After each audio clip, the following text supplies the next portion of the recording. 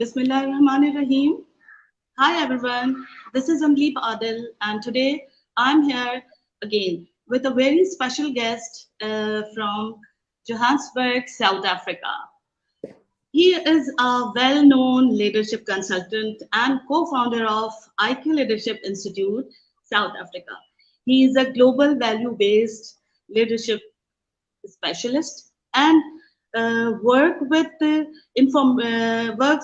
transformation of communities, organizations, and countries as well. So let's meet together, John Robert. Hi, John. How are you? Salam, Andleeb, and yes, thank you very much for giving me this pleasure of being interviewed by you. I'm very well indeed, thank you. And yes, I look forward to this, and I hope your audience are also looking forward to this. So yes, it's exciting. Thank you for me being here. So, before moving to ask a question, I would like to know you. I would like to invite you to introduce yourself so my viewers can know you very well. Okay, yeah. Well, you've already done a wonderful job anyway, and I personally wouldn't add any more to it, but since you ask, I better tell them a little bit more. And I'm originally from the Netherlands, and then in the late 70s, our family emigrated to Scotland. So I say I'm a kilt-wearing Dutchman, and the last 9 years I've been mostly, as you said already, in Johannesburg, South Africa, where I live, and I'm also married to a South African lady, Dr. Arthur Moore Roberts. Some of you might already know her. And I used to be in the oil industry for 30 years, but I always knew that there was more for me to do. We've all got this voice to tell us that there is more for us, and most people ignore that, and then they never do anything more. But something happened that made me change my mind. I never hated my job, but just it was a case of if I don't change something now, I might never do it. So I quit my job, and then I started the Leadership Institute with my now wife. We became business partners first. I met her at John Maxwell Leadership Training in Orlando, in America, where I'd been an executive leader in the Maxwell Leadership team, as well as I'm also a Les Brown Platinum speaker. So those who know Les Brown, he's a phenomenal speaker. So I've had the pleasure of those two gentlemen guiding me along the way. And the Key Leadership Institute started because we had a vision. We started talking in Orlando about impacting millions of lives together. So that's how this started. And then I didn't know that my wife was already a very accomplished diversity, equity, and inclusion specialist for the last 25 years as well. So we've got a couple of training companies between us, and that's more than enough about me.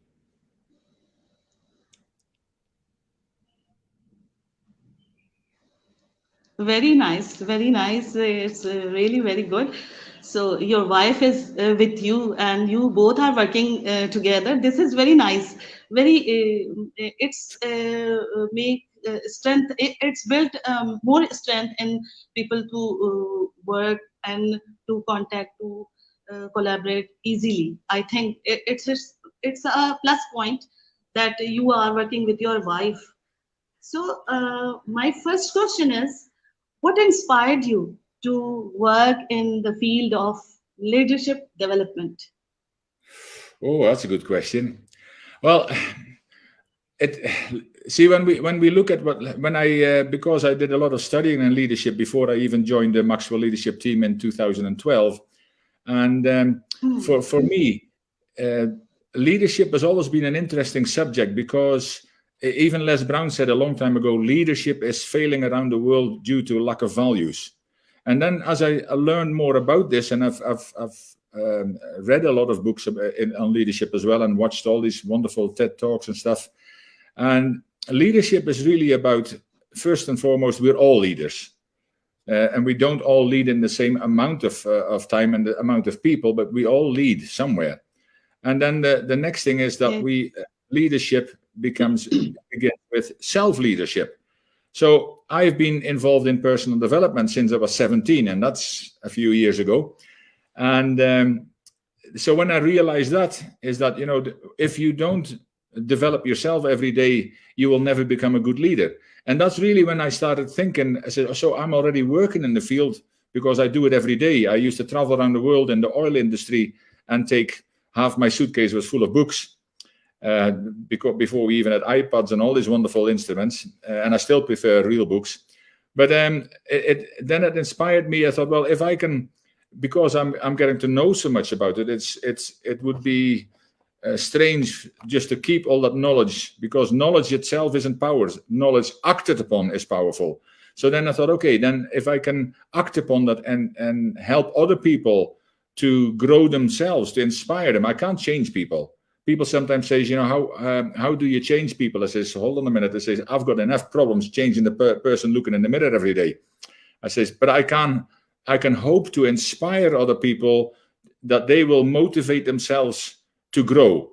And if you're going to be growing, you're going to be leading, because when you change, everything else around you changes. So the overall thing, and to see some wonderful people around the world, like Nelson Mandela and Martin Luther King and Gandhi and all these kind of people who inspired me on the bigger stages, but also people at local level in the communities who stood up, especially in the last 4 years, who stood up and made a difference in the communities because they helped other people, they added value. And that's always attracted me, and that's why I'm inspired to do what I do.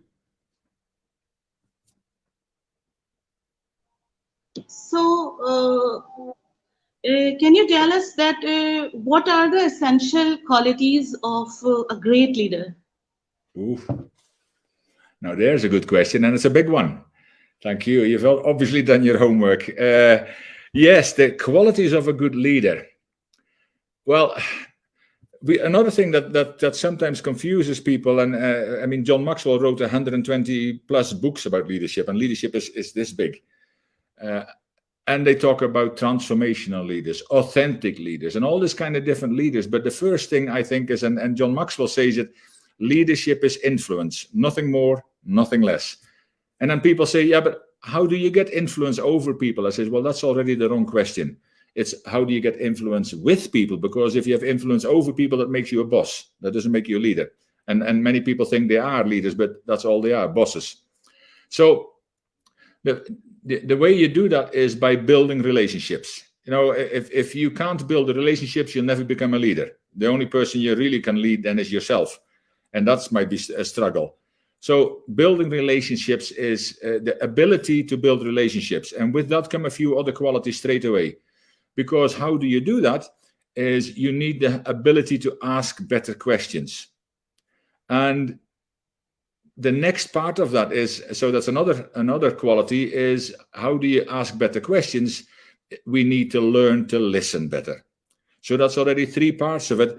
And when you look at that, then coaching is a good quality for a leader to have, and a necessary quality for a good leader. So people say you can become a great coach without becoming a good leader, but you will never become a great leader without becoming a good coach. But what is coaching? Coaching is all about asking better questions and listening better, real coaching. So that now it makes sense that you need to become a coach, because listening, asking questions, and building relationships, those are some of the soft skills, of course.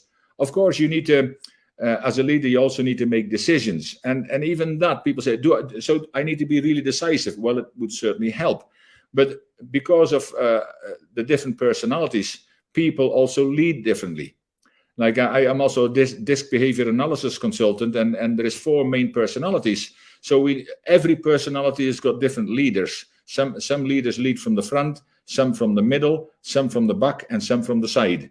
But they still lead, but in a totally different way.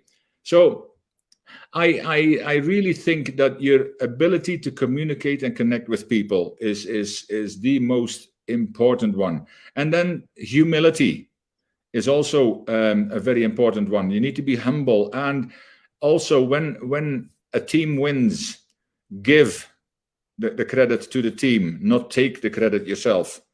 All these kind of things, they all add up. And there is so many of these kind of things. And something else to think of right now is that you need to be willing to, as John Maxwell says, walk slowly through the crowd. That means, you need to, some people say, yeah, but I ask questions every day. Yeah, but when you ask questions, you ask, did you do the work yet? And remember, have you finished what you need to do yet? And how is your project coming on? No, when you build relationships on asking about them. How do you, if you hear something about a family member, I heard your son was in hospital. How is he getting on? And I heard one of your family members wasn't well. Can we do anything for you? That is where the relationships are built, not asking about work all the time. And then one very powerful part of leadership is building a foundation of values. You also said I'm a values-based leadership specialist, and wonderfully, there is also one specialist in Pakistan, which we work with quite often. As a values-based leadership specialist, but sometimes people hear values and they hear leadership and they say that's not for me. But I said we're all leaders. So what kind of values am I talking about? Well, values that we need to live by. That's not nice values that if you walk into a big corporate that they hang on the wall. No, these are values that you need to take off the walls and put in your heart and the minds of people. So these are simple, basic human values like listening, connecting, forgiveness, restraint, boundaries, respect, hope, developing yourself, developing people. These are all basic things that we should all know about: integrity, transparency, honesty. But we need to be able to understand those values at the same levels. And that's where values-based leadership comes in, because our ability to grow as a leader depends on the ability to grow ourselves every single day. So another thing is that every day we need to work on our personal development. And I would even throw in there, I talk also about self-care as well, and I've also written a book about it that's about to come out. We need to look after our health and well-being as well, because when I mention self-care, people think, oh, eating, sleeping, and exercising. No, there is so much, that's basics, but there's so much more, like mindfulness, your attitude, your behavior, all those kind of things make a difference. But we always, every day, we need to make a decision that we're going to look after our health and well-being, because it doesn't matter how big a leader we want to be or how big a leader we are. If we are ill or we die, we're no good to anybody. So we need to make sure that, I mentioned a lot, and there's a lot more, but those are some of the things that, as you asked the question, already come out for me very quickly. It's very good. You explain very in too much detail, with too much detail, and it's clear my concept that the leader is actually the person who leads the nation and who can change and who can reform the country or anywhere a leader existing. So that's very good, and it's really very informative that what is a leader, and I think my viewers also can know so much. So my next question is, what are some key challenges you faced while you working with leaders, and how did you address? Okay. Oh, okay. Wow. Again. Yes, leaders have challenges too. People have challenges, and we're all leaders. So when we look at leadership as in organizations and maybe even countries, there is something that happens, when you're looking at C-level and above, so managers, senior managers, directors, board members, CEOs, CFOs, all these kind of people with 3 letters and all that kind of stuff. In the UK, a couple of years ago, I got a report, and it says that more than 50% of company leaders are on antidepressants. Now, that's depressing all by itself, but there is a reason for that. And one of the reasons and one of the main challenges that come up quite often is organizations have challenges. That is clear. And they know that they've got challenges, but a lot of the time they don't know exactly what those challenges are. So then something happens. Leaders are going to look for answers. Now, it's very difficult to look for answers if you don't know what the challenges are. And then they invest. They say, oh, we need to invest in training. Okay, of course. But if you don't know what the challenges are, then you invest in training. That's probably wrong. But afterwards you complain, or say that training didn't work. We still have the same challenges. So one of the big things is that they have challenges, that's for sure, but that they don't know. And that's one of the things I do quite often. We've got a leadership game, We actually played it. What was the day? Friday? Yeah, last Friday we played it with an engineering firm with 16 people in the leadership team. And what happens is we play a game, and it's not just to have fun, and it is fun as well. But the game actually through the cards that come out and through the conversations that happen, by the time we're done, the organization knows exactly what the challenges are. Now we can look for solutions. So we bring a report out and we tell them, this is what we heard, this is what you said, this is what we heard, these are the challenges you've got, and these are the solutions that you need. And it doesn't even matter whether you come to us. But one of the big things that often come out is communication. One of the biggest things is a lack of communication. And not only a lack of communication, and we have, every country's got dialects, but here in South Africa, for example, there is 11 main languages. So English for most people is not the main language. And of course, the same for yourself. And I must compliment you on your English, because you said when we talked beforehand, you mentioned that you needed to be better at English before you would interview me, but your English is actually very good. It's better than my Pakistani, that's for sure. So communication is key in everything we do. And of course, when you think about it, how do you communicate better is by listening better. So we need to make sure that we ask better questions, especially if it's in a different language, because our world has become much smaller. You know, I'm in Johannesburg and you're in Pakistan, and the world has become so much smaller that we need to make sure that we understand each other, because what we say is not necessarily what somebody else hears. So then we need to ask clarifying questions. And quite often it doesn't happen. We think, oh, we told them what to do, and now they need to do it. And then the next meeting, oh, why did you not do it? Or why that was wrong. Yeah, but this is what I understood. So with what I've said, do you clearly understand what is required for you to do? And then follow up as well. So how are you getting on? I know we said we need to have it finished next week. We're now 4 days in. Is there any help you need? Do you still understand? And that's both ways. You know, we are so afraid that we don't want to speak up and say, well, I don't, especially in the boardroom. And everybody, when they walk out of a meeting, they start talking. Oh, they should have mentioned this. I should have said this. We should have, we could have, and we would have, but nobody does. And then things go wrong. So communication is key, but understanding the main problems that are actually there, and that's a variety. But as I said, most of it comes back to some form of communication. Nobody not understanding, not being able to explain well enough, and not listening well. I mean, I've been in meetings myself that should have been 15 minutes, and an hour and a half later, we're still talking about the same thing, because people are too busy trying to impress the boss, so they're not listening to what somebody else says. So we need to listen better so we can communicate better. So it's all the game of understanding and collaboration. So it's very good. So could you elaborate what is the relationship between a leader and team, so the people can understand that what is the relation which is needed to for the bounding of or for the working in any area. So it will be good for people to know that what is the relation. What is? I mean, what is where the problems at the moment are, because I think in a lot of organizations, and basically it should be the same as you said, you know, that people in any organization, whether it's an NGO, whether it's in the school board, between teachers, whether it's in a government or even in an organization, anywhere we should be able, I mean, it's not army style that they attention and everybody stands up and they listen, and that style should never happen, because that is not leadership either. That's a boss.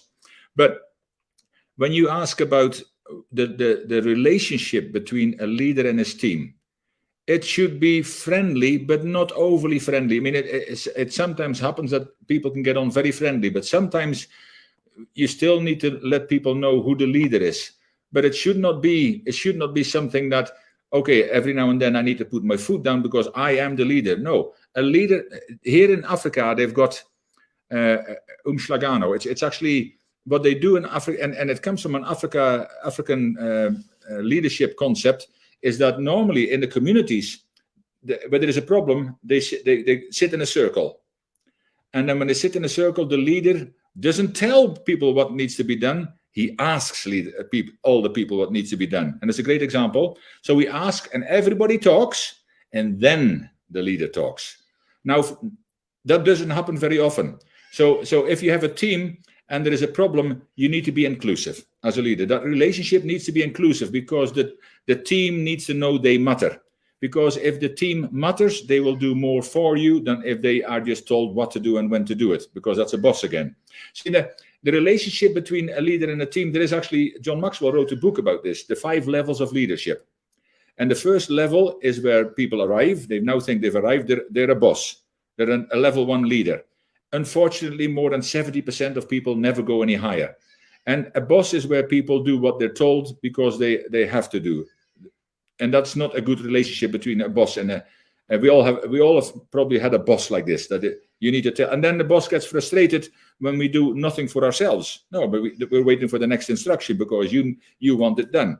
So then when you move up to the next levels, every level higher up can only happen, and you take the other levels with you, can only happen if you build better relationships with the people you lead.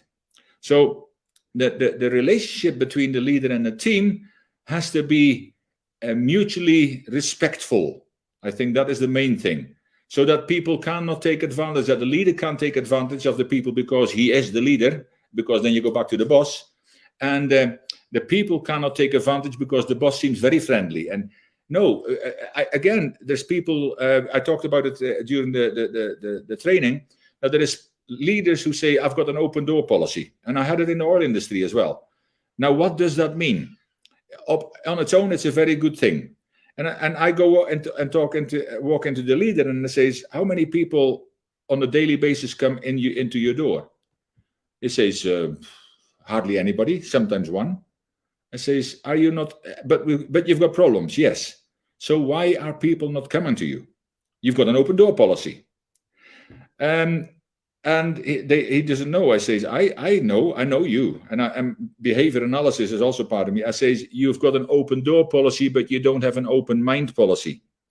That means that people wouldn't dare come into your door because as soon as they complain about something, because you see it as a complaint, rather constructive information, then they know that their card is marked. They won't get promotion or whatever happens.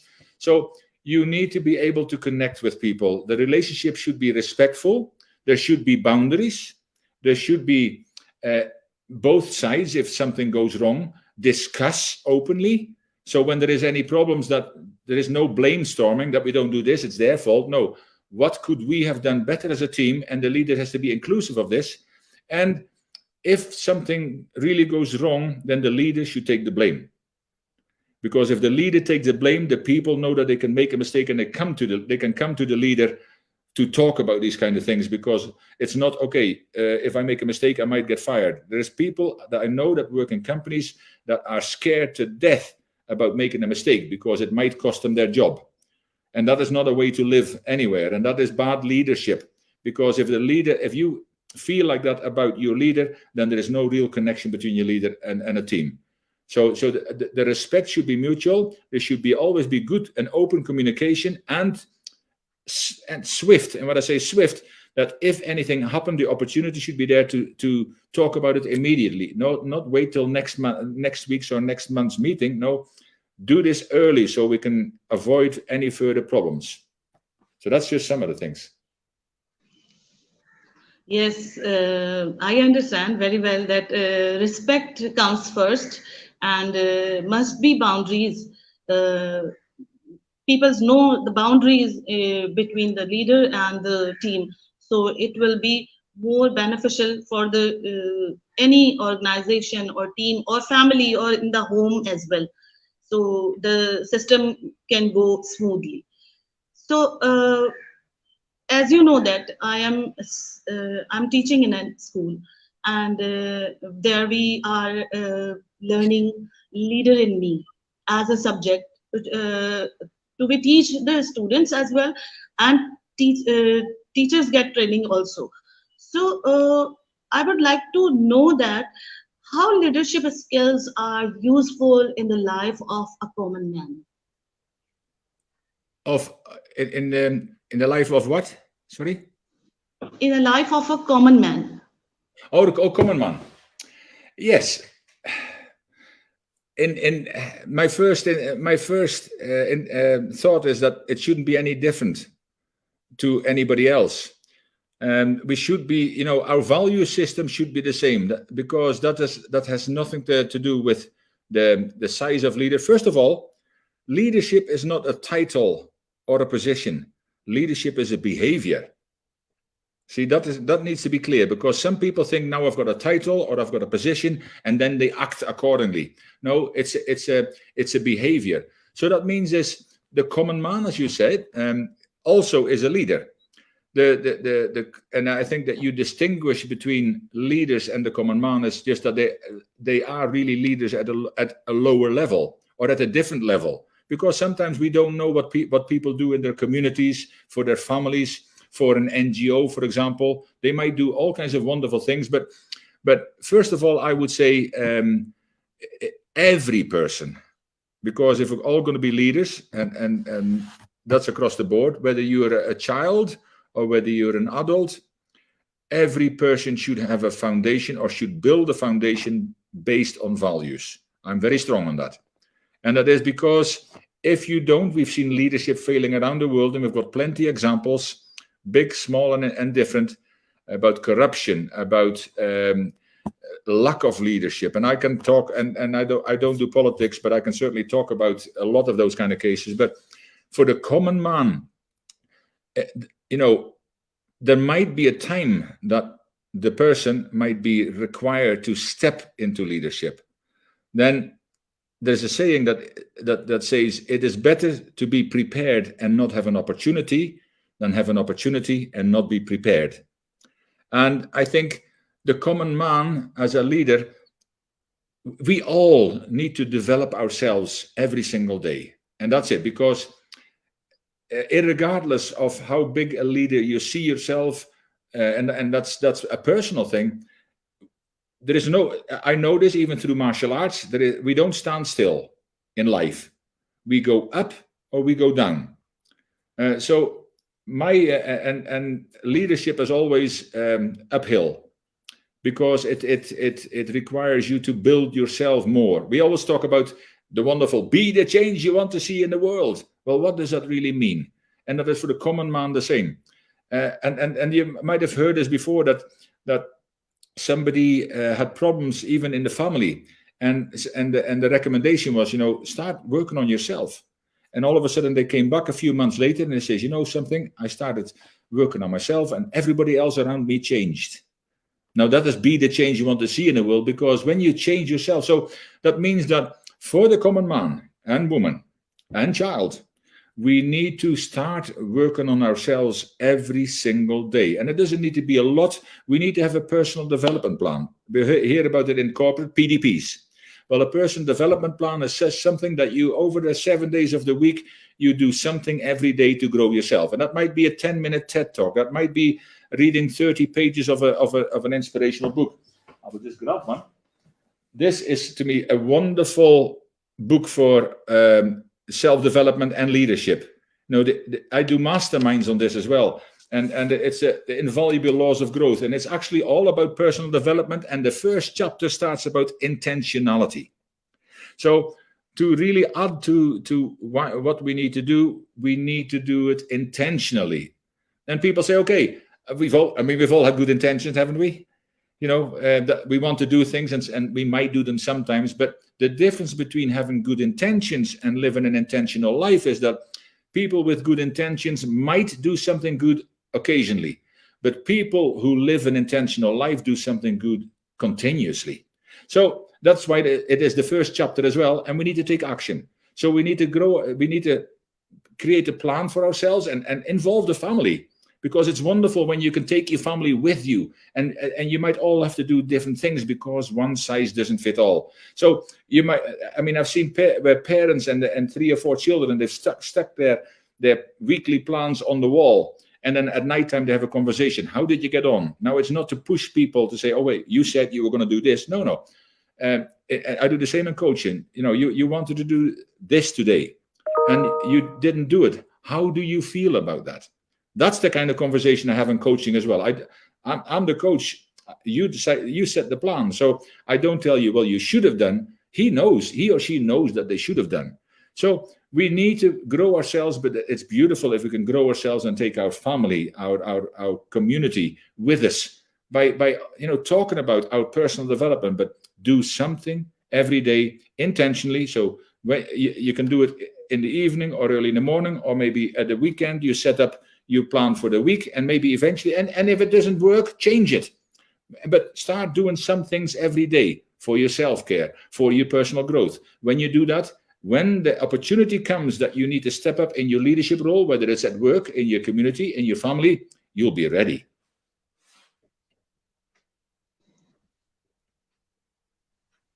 Very well explained, and I hope my viewers also can understand that what the essential of your speak you speaks that.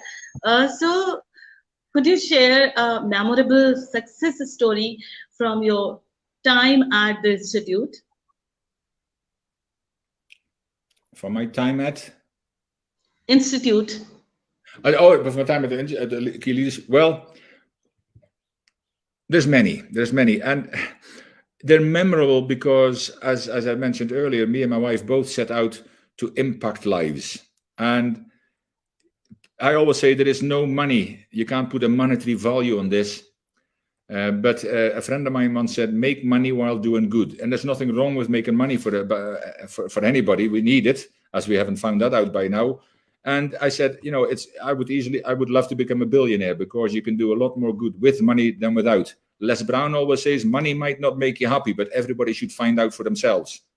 So there is many memorable occasions, even the last few days, when we have 12 people in our training room, and the feedback that that things change in their lives. And it sometimes it's a one-on-one coaching, and sometimes it's in a group, and you hear people. It was 2 days, so they already went home and they implemented things. See, the joy in my life is not if we do a mastermind or if we do anything else, that we do the mastermind. The joy is in the results, because people take action intentionally. There's a word again. I've got another one here. It says change your world. And that talks into the values-based leadership. But we can change our world. And how do we change our world? And that's what is so exciting. And you said it must be wonderful. Earlier on, you said it must be wonderful to be able to work together as a team. And we both are the same. In fact, my wife is a much more powerful speaker than I am. She is actually writing a book, the Compassionate Leader of Influence, and she is compassion. So I always hope that if we speak on the same platform, I speak first, so then she can finish off. I don't want to go after her. But the joy, one of the joys is to work with my wife, to have the same kind of vision, and our vision grows all the time, to have the same kind of vision to impact lives, and then doing this together. We're in the training room together. And one of the things is in the values-based leadership program, and I'm not saying this lightly, and I would anybody in Pakistan, you can connect with us, but I would implore you to connect with Rafia Mudassir.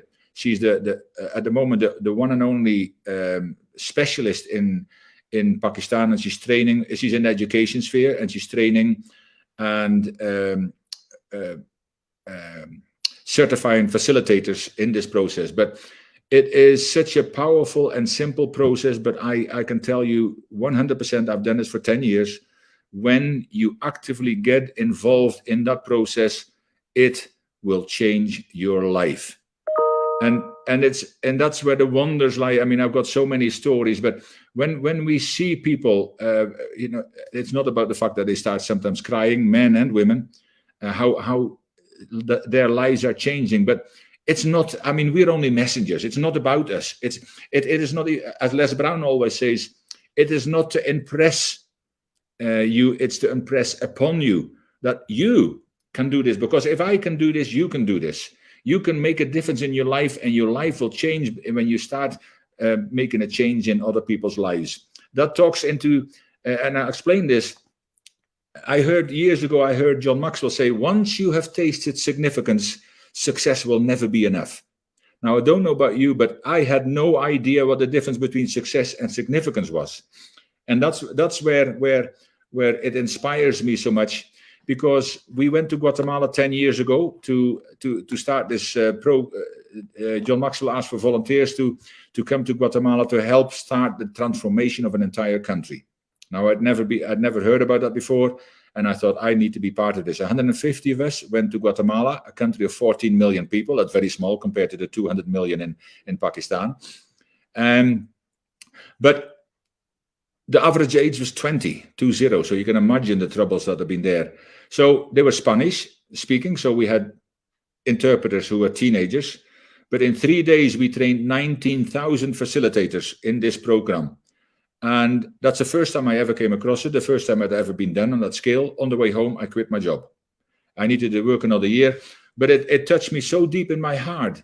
And then I realized that, and the slogan for the program is transformation begins in me. And that is be the change you want to see in the world and all those kind of things, but in a very simple sentence. And so to have seen significance, and I knew that I understood the difference then, because success is when you do something for yourself, but significance is when you do things for others. And I know you as a teacher, Andleeb, will know that, because you as a teacher is exactly, it's a calling. You do things you inspire young people to become the best self they can be. And to me, I always really admire and congratulate people in the teaching industry, because it is a very worthwhile and very necessary, because we need our youth. They're not our leaders of the future. They're already leading, but we need them to become the best leaders they can be. So the everything around them in their communities, in their countries, can be the best it can ever be for everybody around them. And so we talk about significance, but to see those things happening on a weekly basis when we run this roundtable process in the values, to go into a training room, to do a one-on-one coaching, and to know that people walk away and it made a difference in their life because they took action. So it's never about us, but it gives you such a warm feeling of significance. And I know that you have this too, to see that children are doing well, and they leave school and they become certain things in life and certain professions and all, and to know that you've been a tiny part of that journey in their life. You can't put money to it, but I mean, it is. I'm sure that you can talk about it for a long time as well, how much of an impact it makes in your lives, and that's what happens in our lives too.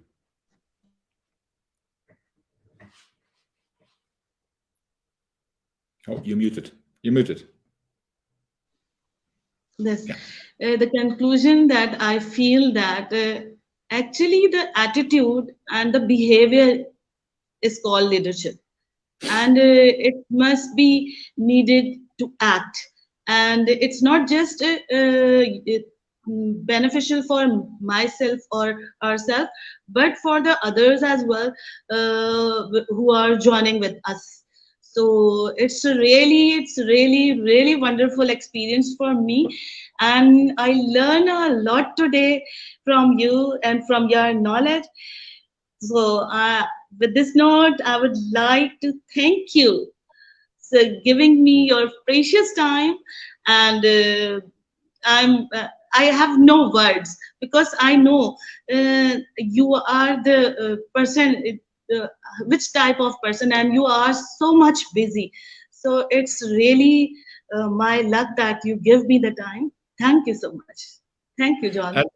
And I want to thank you for taking the time to put these questions together and for us to get to know each other beforehand. Very unusual, as I said before we started, because some people just come and would like to interview, but we really got to know a little bit more about each other, which is wonderful, and we had voice messages and things like that as well. So I really thank you for giving me this pleasure and privilege, because I see it like that. It's a privilege for me to be able to talk into your audience, and I will share this on my social media as well. And we also need to thank, of course, our friend Mr. Rehan Alawala for connecting us.